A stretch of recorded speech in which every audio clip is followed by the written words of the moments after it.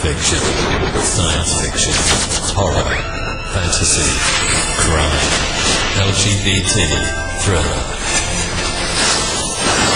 You have now entered the House of Mystery with your hosts, Eric Shapiro, David North Martino, John Copenhaver, and Al Warren. 106.5 FM Los Angeles, 102.3 FM Riverside, and 105.0 AM Palm Springs. Welcome back into the House of Mystery. I'm Al Warren. We got Mr. John Copenhaver here today. Hey Al, how you doing? I'm doing okay. I feel like I've been beat up, of course, because I had the duo, the COVID and the flu shot. Yeah, well, it knocked my husband flat, that duo. I have not done it myself. I'm a little scared too. I kind of space them out a bit, but some people it doesn't bother at all. So who knows? Yeah, no, I just feel like I've been beat up. That's all, You know how it is. You get my age and things start getting rough. Can't win. Well, now today we have an editor and a writer. I think he's mainly been doing editing, and he's a friend of yours, so we brought him on the show. So let's get him in. We got Mr. Josh Pachter. Thank you for being here. My pleasure. How good to see you. Well, not see you, but hear you, and John, you as well. Yeah, you wouldn't want to see me. Listen, Happiness is a Warm Gun. That's a crime fiction inspired by the songs of the Beatles. So it's an anthology. How do you yourself decide kind of how you're going to put something like this together? Like what's do you have the idea of songs of the Beatles and you think you want to get into stories centered around that, and then you look for people, or do you read a story? Where does it start? Well, this is the fifth one of these anthologies that I've done. And the first one was Joni Mitchell, and then Jimmy Buffett. After that, Billy Joel. And then for a change of pace, I did inspired by the films of the Marx Brothers, and then went back to music and did Paul Simon, now the Beatles. Next year, we're doing the Grateful Dead. And then for another change of pace, in 2025, we're going to do crime fiction inspired by the songs of Stephen Sondheim. And I'll tell you where it all began was, did you grow up, Al, watching Sesame Street? A little bit, yeah. I was born in the early 60s, so I saw it for a few years. Well, you might remember that Sesame Street, they would say, this episode is brought to you by the letter L or whatever it was. And this whole series of anthologies that I'm doing really was brought to you by the letter K. A few years ago, I woke up early on the morning of my birthday, and my wife was still sleeping. I didn't want to wake her up, so I went into my office and just sat down at my desk. And for once, I just had nothing to do. There was nothing I was working on. So just for something to do while my wife slept, I took my bibliography of my publications. I'm a short story writer, and I've written about 100 short stories that have been published. And I have a chronological bibliography on my website, but I decided I would create an alphabetical bibliography. So I did that and realized as I was doing it that I have written short stories whose titles begin with 20 of the 26 letters of the alphabet. And I thought, well, here's a thing to do. I'm going to write 6 new stories and use up the other 6 letters, so I will have done the whole alphabet. The goofy thought on my birthday. And alphabetically, the first letter I hadn't done was the letter K. So I'm thinking, I need a story title that begins with the letter K. And I thought, kangaroo? No. Koala? No. Kurdistan? Probably not. And then it finally hit me, killer, killing. I was listening to a lot of Joni Mitchell songs at the time from the middle period, the 80s. I guess it's for Joni more the late period. There's a song that she did on an album called Chalk Mark in a Rainstorm. The song is called The Beat of Black Wings, and the lyric says there was a young soldier. His name was Killer Kyle. And I thought, I'm going to write a story about Joni Mitchell's Killer Kyle. So I wrote the story, and it was just really dark. My stuff is usually a lot lighter than this story turned out. And I normally sell my fiction to Ellery Queen's Mystery Magazine, Alfred Hitchcock's Mystery Magazine. this story was way too dark for them. And I thought, what am I going to do with it? I liked the story, but I had no place to market it. And right around that time, I found out that a couple of anthologies inspired by singer-songwriters' lyrics had come out. Somebody had done crime fiction inspired by the songs of Johnny Cash, and someone, I think actually it might have been the same guy, did Bruce Springsteen. And I thought, I've got an idea for a market for my Killer Kyle story. I will edit an anthology of stories inspired by the songs of Joni Mitchell, and then I'll buy my own story to put in the book. So I did. I approached a lot of writers I've come to know over the years. Everybody was enthusiastic. I let each writer pick an album. The one caveat was that I wanted all the albums to be covered and no more than 2 authors per album. So I wound up with 26 short stories, 1 or 2 each from all of Joni's studio albums. And I decided that I wanted all the stories titles to match the title of the song that inspired them, which meant I couldn't call my story Killer Kyle because the song was called The Beat of Black Wings, which also wound up being the title of the book. So I did get the story published, but I still didn't have a K story. P.S. I eventually did write one, and I also wrote stories for the other 5 letters. So I've now done the whole alphabet. But that's where the whole project started. And it was fun to work on. The authors were enthusiastic. It got good reviews. The book was a finalist for the Anthony Award that's given out annually at the BoucherCon Crime Fiction Convention. I didn't win, but it was a finalist, which was a nice honor. And the publisher asked me if I wanted to do some more. So I thought, well, let's go to another singer-songwriter whose work I admire, and that was Jimmy Buffett, and it's just kind of snowballed from there. Right. So do you ever get 2 writers that want to do the same song? Yeah, that happens pretty often. It's the way I work is I don't do open call anthologies. It's too much work. You do an open call and you might get 300 submissions. I recently retired from a career in education, so I have more time now than I used to have.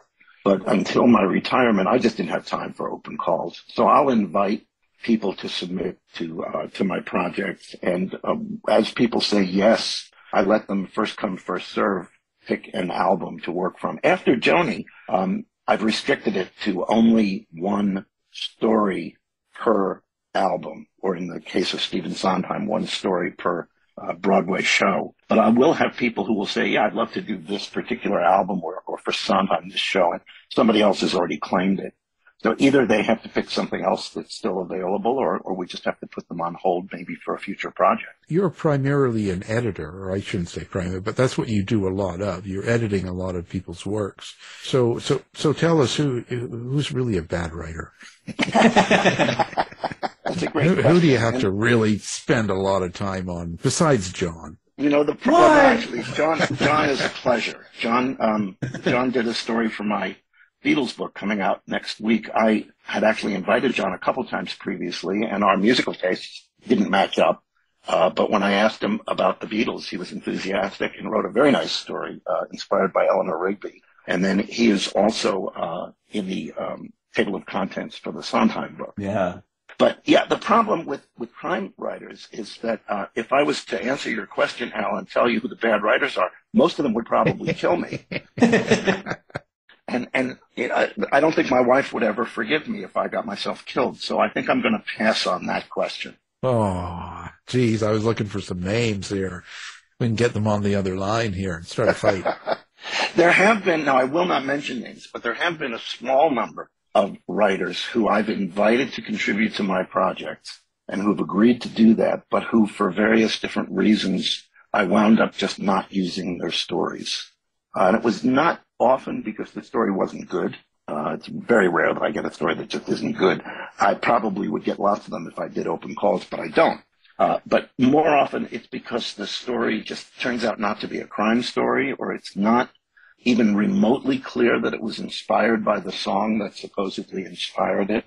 I had one case, an author whose name I think you would recognize if I mentioned it, so I won't, who was going to do a story for one of the anthologies, and I have a length restriction. I don't want stories longer than 6,000 words, because then I'd have to have fewer stories in the book, and I like to have more authors taking part. But so I asked this particular author for a up to 6,000 word story, and the author sent me one that was 12,000 words long. Oh. And I went back to that author and said, 12,000 is actually more than 6,000, and what I asked you for was no more than 6,000.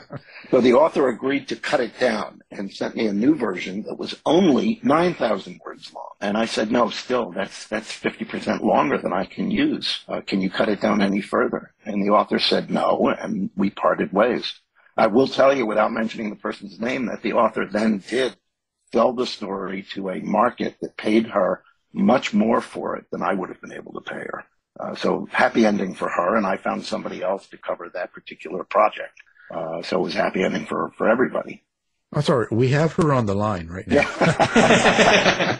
I caught myself using a gendered pronoun there. I had been so careful to avoid that up until that one giveaway her. But there's at least 15 or 20 different her crime writers out there. So yeah, we haven't narrowed it down all the way. Not yet. He's going to get it out of you, Josh. One of the things that I'm really curious about, and you sort of alluded to it a little bit, but you do have, you get all these different writers coming together, and I'm sure just a real array of sensibilities. Although we're all writing crime stories and we all are sort of circling this, a song that we've chosen. How do you sort or shape the collection, or is it you just kind of let it fall, or is it ever difficult? It's always difficult, but it's so far at least never been impossible. I have a couple of different parameters that rustle around in my head that I use as I'm trying to decide who to invite for a particular project. One thing that I'm always thinking about is geography. So that, for example, when I did the Paul Simon book, I wanted to have as many as possible writers from New York, which is where Paul is from. When I did the Buffett anthology, I wanted writers from Florida, the Grateful Dead anthology from the Bay Area of California, the Beatles anthology, as many British writers as I could find. So that's important to me. But also important is diversity. There's an awful lot of people who are out there writing crime fiction and who, like me, are misgendered, heterosexual, older, white guys. And I'm not going to do a book that's 100% populated by writers like me. So I'm always looking to get equal representation for women. I'm always looking for people of color to contribute to my books, members of the LGBTQIA plus community. I always want in my books, I try to strike as balanced a table of contents as I can.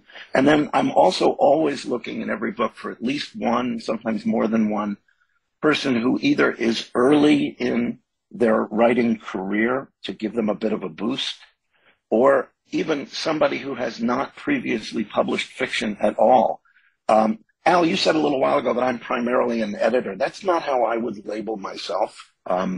I would label myself, at least in terms of my career in publishing, primarily a writer who has also done a fair amount of editing, and I also do quite a bit of translation from several different languages. But when I was first starting out, I mentioned, I think before we started taping, that my first short story appeared in Ellery Queen's Mystery Magazine in 1968. I was 16 years old at the time. And the magazine had then and still has today a special section called the Department of First Stories, where what they do is they give an opportunity to be published in the middle of a magazine surrounded by professional crime writers to someone who isn't one.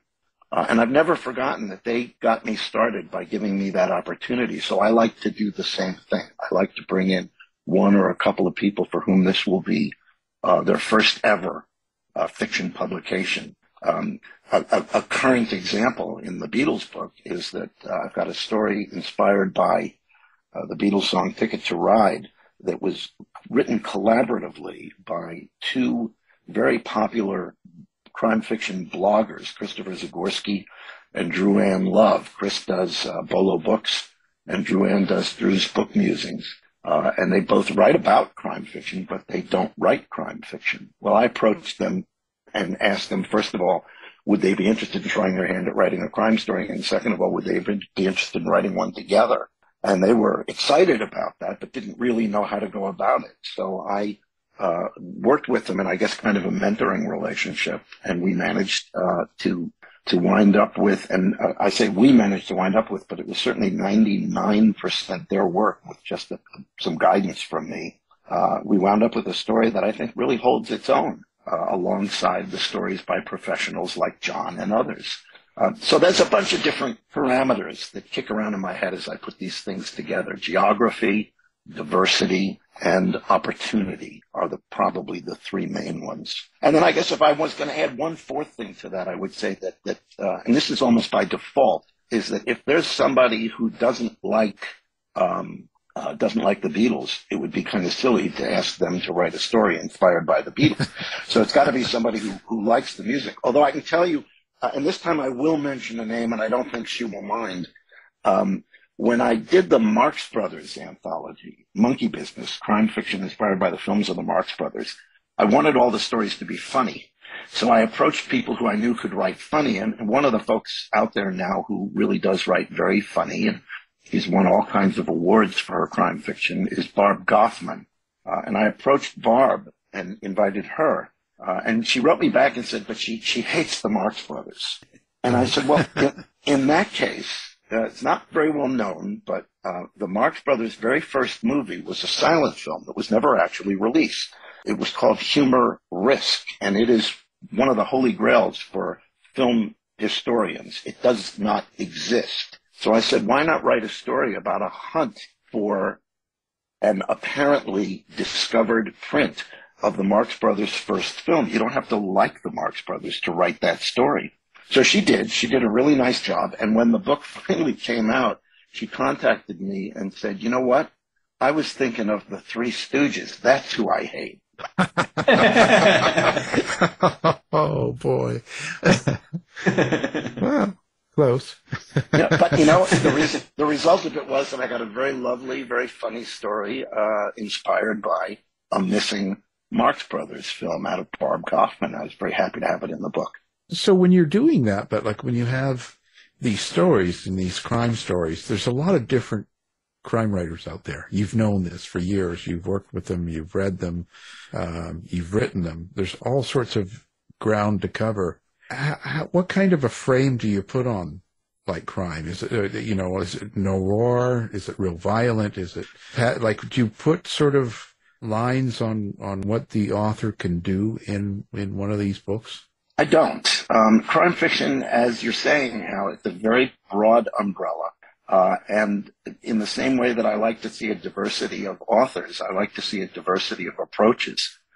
So as long as it's a story that's about a crime, whether the crime actually got committed or not, even if it was just a crime that was planned but ultimately didn't get committed, that's okay with me.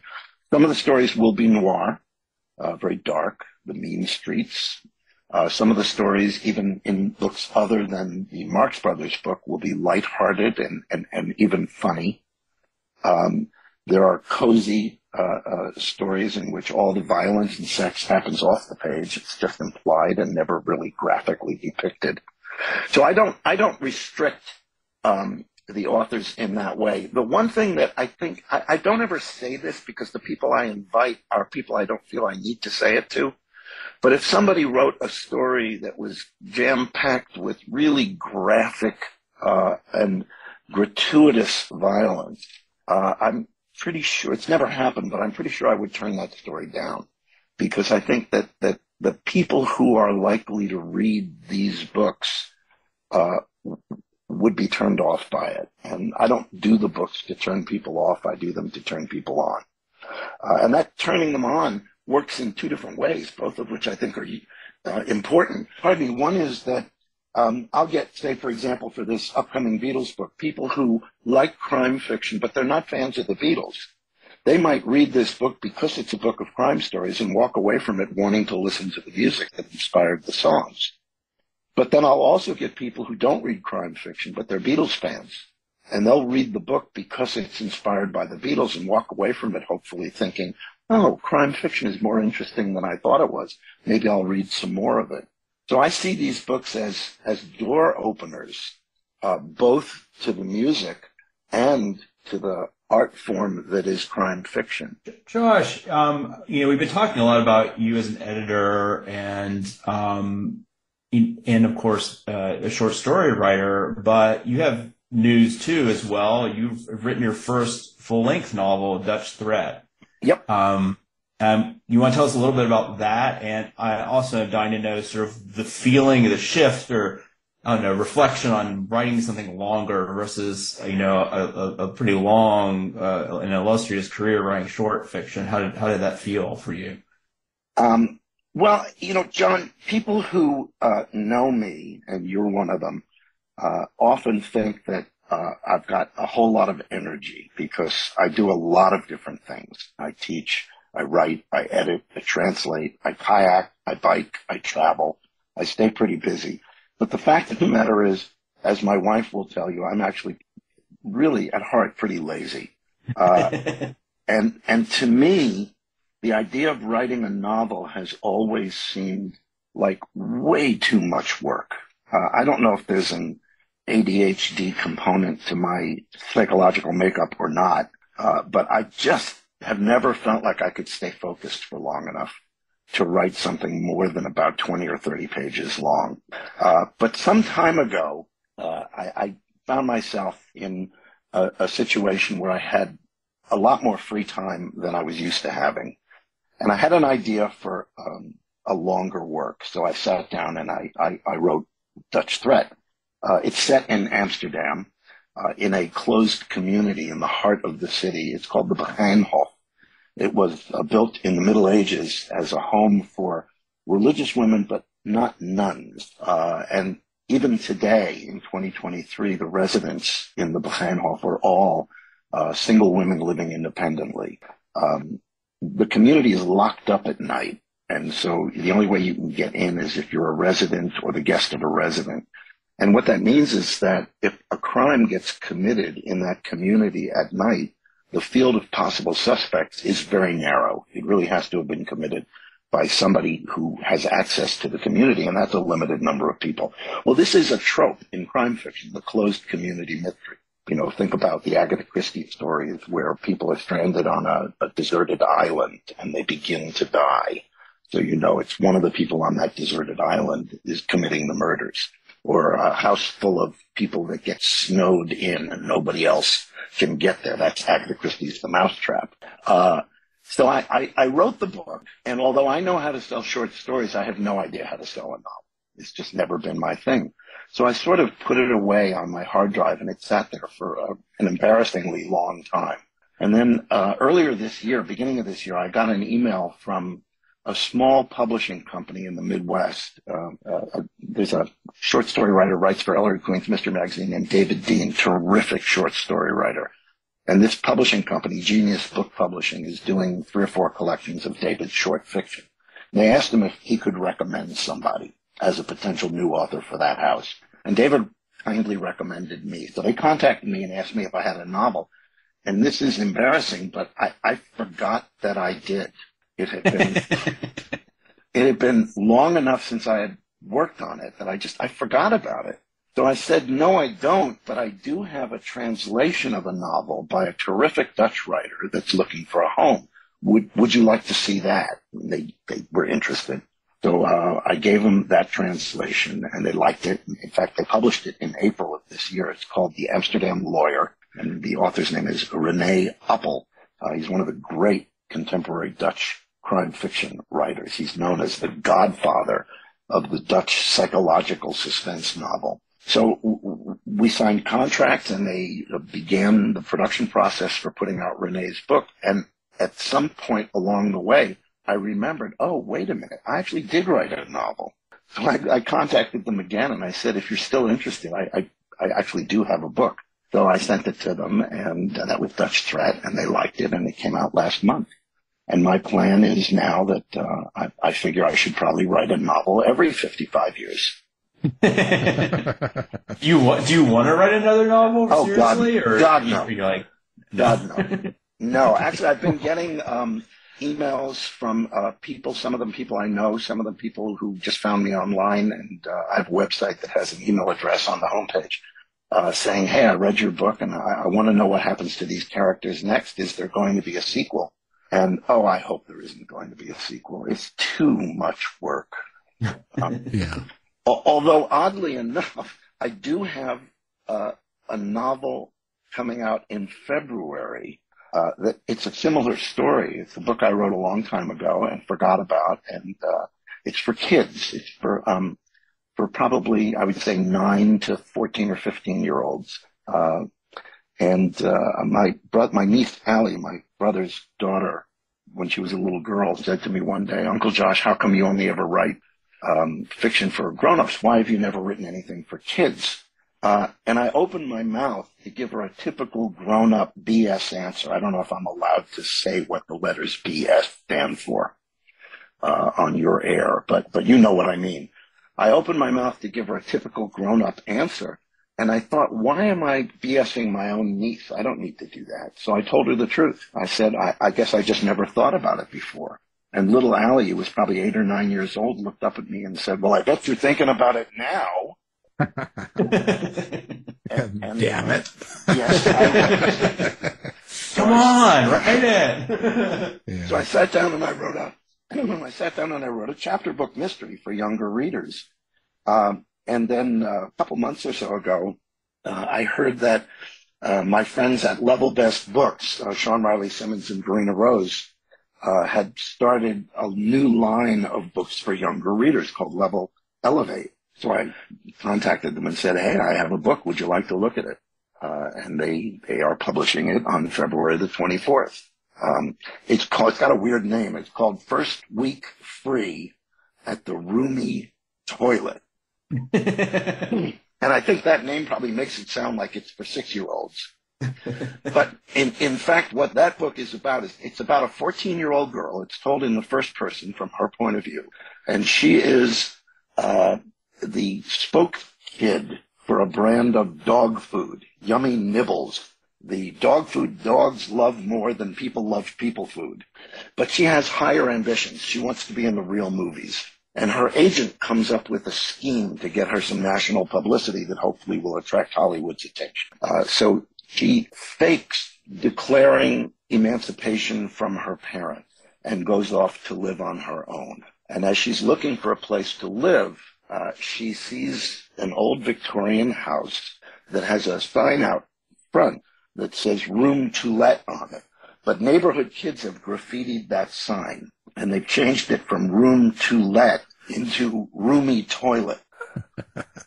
Well, by now, this 14-year-old girl has been walking around town trying to find a place to live long enough that she has to pee. So she goes up, knocks on the door, and asks if she can use the roomy toilet, and winds up moving into an open room in what turns out to be a boarding house. And mysterious things begin to happen. And then by the end of the book, almost everybody has a happy ending, but not quite everyone. What more could you ask for? I think, I'm pretty happy with it. I think that Dutch Threat is an acceptable crime novel. I think it's a decent book. But I think that Roomy Toilet is really a fun book. If you're familiar with Ellen Raskin's The Westing Game, which I think is probably the best mystery novel ever written for kids, this book has a lot of that spirit to it. It's not a ripoff of The Westing Game, but I think it's coming from a similar place. With someone that's had so many years of experience in writing, editing, and being part of crime fiction, let's say, this world, how is it that you create these characters? Like, it's really a great imagination to come up with something like, Roomy Toilet from Room to Let, and, that whole graffiti thing. That's very creative. But how do you do the characters? Because you've probably read and edited so many characters over the years. How can you create a character that's unique to themselves? Al, that's a fair question. And over the years, I've gone to a lot of crime fiction conferences, VoucherCon, Malice Domestic, others. And so I've been on a lot of panels, and that's a standard panel question is basically, where do your ideas come from? And I always hate being asked that question, to tell you the truth, because I haven't got a freaking idea. Right. I don't know. I don't think I could be one of those people who, like Edith Maxwell, who writes cozies under her own name and also as Maddie Day, Right. or Donna Andrews, who writes a wonderful series of books about a character named Meg Langslow. Edith and Donna sit down every day, and they don't take their fingers off the keyboard until they've met their daily quota of words. And I have enormous respect for their ability to do that. I couldn't do it. What happens is that probably more often than not, I'm in the shower and an idea just sort of, I don't know, pops into my head, and I get out of the shower and towel off and put some clothes on and go into my office and write a story. And so I'll go through dry spells when a couple months will go by and I don't write a word. But then I'll go through busy spells when a couple of weeks go by and I'll manage to write 3 or 4 stories, all of which I'm able to sell. So I don't know where it comes from. I always think it's silly when writers say the stories write themselves. Yeah. I just type them down. That's nonsense. The stories don't write themselves. You freaking write the stories. Yeah. Just fess up. Yeah. Well, your dry spells, you haven't showered, obviously. That's you got to get wet in order to get out of a dry spell. Absolutely. So I don't know. Well, I don't think I know. I think I'm focusing on that. I'm focusing on more. There's so many. We write these stories and we don't know where they come from. In essence, they come out of us somewhere, and for some reason it's triggered, like you in the shower, and whatever the scenario is. But what I'm thinking is, how do you make it so that you've heard so many variations of characters, is what I'm saying. So, for instance, your grad student, Jack Farmer, but how do you not fall into the standard is more what I'm saying. Like, you're sitting there and you're writing it. How do you not, do you have some sort of a dinger that goes off or something when you started getting into this Jack Farmer, and you start, all of a sudden you don't want to be trope. You know what I'm saying? Yeah, and again, I wish I had a better answer than I have. I think in the same way that plots just suddenly appear, characters do pretty much the same thing for me. I have written several series of stories where it's the same character or small group of characters over and over again. And so over time, you come to know those characters better and better, and it's easier to write about them as you learn more about them. But most of my stories are one-off, and I don't have a good answer. Just in the same way that the idea for the story just sort of pops up, the characters pop up. The one thing that I do once I've written a story that I think helps the characters to be individuals and believable, and I think everybody really, I don't want to say everybody should do this because everybody has their own, to use the cliched term, process. But for me, I read everything out loud, and I listen to the way that it sounds, especially the dialogue. Can I imagine that a real person would ever actually say those words? I find that where fiction that I don't like is weakest is when the people don't talk like real people and don't behave like real people. And reading it aloud helps me to see whether or not it's realistic enough. But I haven't, that I'm aware of at least, nobody to my face has said, boy, your characters are all the same. So I think I've somehow managed to avoid falling into cliched character categories and create people who are different in each story. I hope I do. No, they just say it behind your back. I don't blame them. I say enough things behind their backs. We got them on the line too now. No. It doesn't really matter. You're focusing on what you do anyway. It doesn't matter what people think or say in essence, right? It's more about the work, isn't it? I think so. I think it was Richard Bracken, the poet, who once wrote, "It's steam engines when it comes steam engineering time." And I think that sort of sums up how I write. It writes when it comes writing time.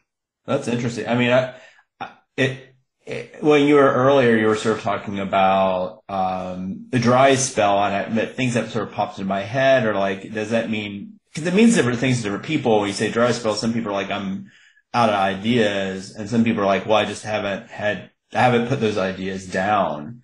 There's like the flow of inspiration, and then there's the actual flow of the words to the page. Do you think there's a difference for you, or do you think those are kind of tied up in the same? Yeah, I'm not sure, John. I mean, there have been some times when I've consciously chosen not to focus on writing. Right. There was a period of several years back in the late 70s, early 80s, when I got mad at Ellery Queen's Mystery Magazine. And because I was mad at them, I said, well, I'm just not going to do this anymore. And that lasted for a couple of years until I found myself teaching in the Middle East for a year. I was in the island emirate of Bahrain for a year. And Bahrain is a fascinating country where there's very little to do because it's really small. The whole country is only 5 miles wide by 10 miles top to bottom. And half of that is military terrain and off limits. So I actually found myself kind of bored hanging out in Bahrain and thought, well, I'll write a story set in Bahrain. That wound up being the first in what turned out to be a series of a dozen stories about a Bahraini police officer. But for the couple of years before I created that character and started writing those stories, I just was being stubborn and mad at Ellery Queens, and that's why nothing came out for a while.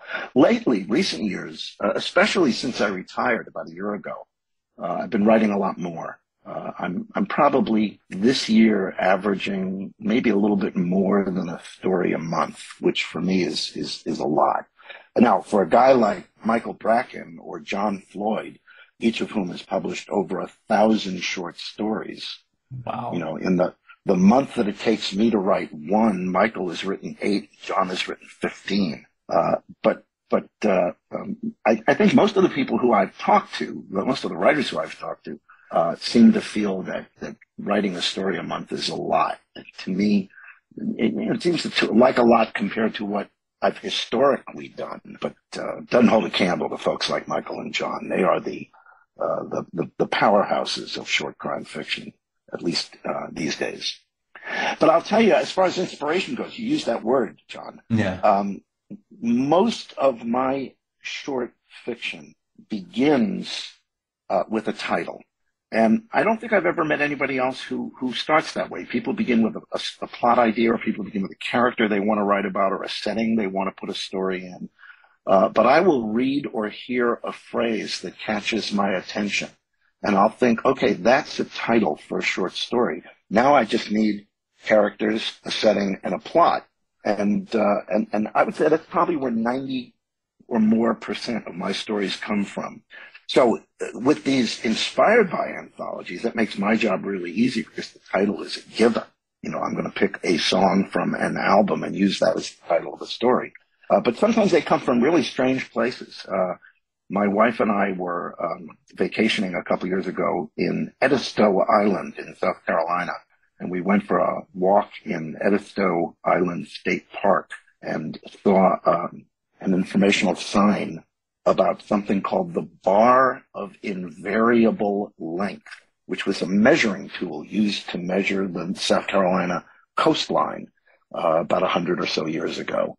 And I just saw that phrase, the Bar of Invariable Length, and I thought that's just such a lovely phrase. And so I wound up writing a story called Last Call at the Bar of Invariable Length. Recently, my wife spotted an article in a magazine that she was reading about the 3 laws of plumbing. And I thought the first law of plumbing, that's a story title. And that story was published a couple months ago in Mystery Magazine.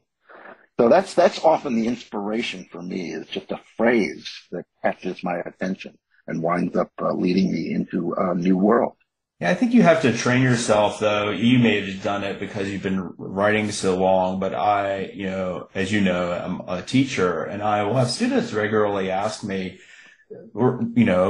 can you please teach us how to be inspired, essentially? And I'm always my mouth kind of falls open, and I try to conceal. I'm like, I'm not, I mean, a lot of questions kind of go through my head. One is like, maybe you shouldn't be a writer if if you can't find inspiration. But then I think, well, maybe they're just sort of stuck. And there are probably methods to unhook and release or find ways to be inspired. So I feel like it's this sort of, as an instructor, something that I probably need to do more with. I just personally, as a writer, inspiration is not the problem, for me. The problem for me is, finding time to a certain degree, sometimes confidence when you're like staring at the blank page, but I know in my head what I want to write, and it's, I have about 10 novels backed up, Wow. Yeah. So can I have 2 or 3 of them, John? No. Take them, they're yours. Go for it. No, I don't. Actually, I don't want them, because then I'd have to write 2 or 3 Right? novels. You don't want to do that. I don't want to do that. No. Maybe if I have a short I story. can't remember who the writer was. John or Al, maybe you might remember, but there was a writer, might have been Mickey Spillane, but I'm not sure about that, who was asked, how do you do this? How do you be a writer? And whoever it was said, oh, it's really easy. You just sit down at a keyboard and open a vein. And that has now become kind of, people kind of say that chuckling, right? They chuckle. But I think there's a certain amount of truth to that. I suppose there are people like the Edith Maxwell's and the Donna Andrewses who can sit down and make themselves do it. But there are also people like me who, we do it when it comes doing it time. Yeah. There's a difference. And Edith has been on the show, and she seems thrilled with doing it. Oh, yeah. There's nothing she likes better. Yeah. Oh, well, that's not true. She likes spending time with her husband and her kids better. But other than that, there's nothing she likes better than sitting down at that keyboard. Donna is not married. I think there's nothing she likes better than sitting down at that keyboard and creating a story. Yeah. And, thank goodness, because they have devoted fans who will buy every single book they write. And they're making those fans happy by virtue of their ability and their desire to sit down and just continue to create day after day. So, Josh, where do you like to be found? Are you doing social media? Do you have a website? Do you, bars, cocktail lounges? Where's the best place to interact with Josh? I do Facebook, and I don't have a separate author page. I just have one page under my name, Josh Pachter. It's the only social media I use. I think I have an Instagram account, but I don't ever use it. And if there are other social media platforms, I don't even think I know what they are. But I'm usually on Facebook most days. I do have a website. It's very bare bones. Probably about 15 or so years ago, I took a 2-day class called How to Build a Website in a Weekend. And sure enough, at the end of the 2 days, I went home and I built a website, and it's very bare bones. But it's functional. It does what I want it to do, which is give me a place to have my bibliographies, both chronological and alphabetical. And for each book and each story, there's a corresponding page where you can get some stories and some background information on the work. So people can find me there. It's just www.joshpachter.com. And as I mentioned earlier, there is an email link on the homepage, so people can write me, and I do get emails from readers and from other writers. And then as far as bars go, when I lived up in Northern Virginia for 10 years, I moved down to Richmond 3.5 years ago, right at the beginning of COVID. When I was in Northern Virginia, I hosted an event called Noir at the Bar a couple of times a year, where I'd bring half a dozen writers together, always crime writers, and give them the opportunity to read from their work. I think, John, you did one of those up in Busboys and Poets in Northern Virginia, if I remember correctly. Mm-hmm. Yeah. And then when I moved down here to the Richmond area, my wife and I live about 2 minutes from the Swift Creek Reservoir. And there's a beautiful restaurant right on the water called the Boathouse. And I thought, Noir at the Bar, but there's this restaurant right on the reservoir. What about Noir at the Voir?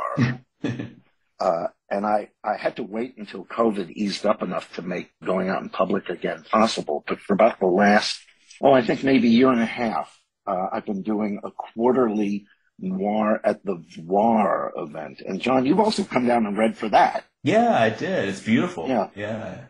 Well, of course, you didn't have to come down at that point because you now live in the Richmond area as well. I was living there then. Yeah, right.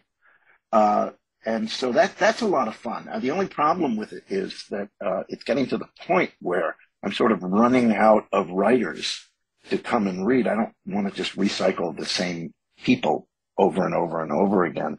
So we're getting ready to switch it from a quarterly event to a twice a year event. But the next one will be on November the 14th, which is a Tuesday evening, and the event runs from 6:30 to 9:30. It's free, no reservation needed or possible. First come, first seated. If you just kind of do a Google Maps search on the Boathouse at Sunday Park in Midlothian, Virginia, you'll get the directions. And we'd love to have people come out and have some dinner, have a drink, listen to some usually really entertaining short crime fiction. So people can also find me there, Al, at the Noir at the Voir. And we'll have all of that up on our website so people can find it with one click, along with your newest books, Dutch Threat and Happiness is a Warm Gun. Again, Josh Pachter, thank you for being on the show. My pleasure. Thanks for the invitation, Al and John. You've been listening to the House of Mystery radio show. To find out more about our guests, hosts, or shows, go to www.houseofmystery.com. Show's over for now. Was it as good for you as it was for me? Well, good night. This has been a production of Something Weird Media. I'll be back.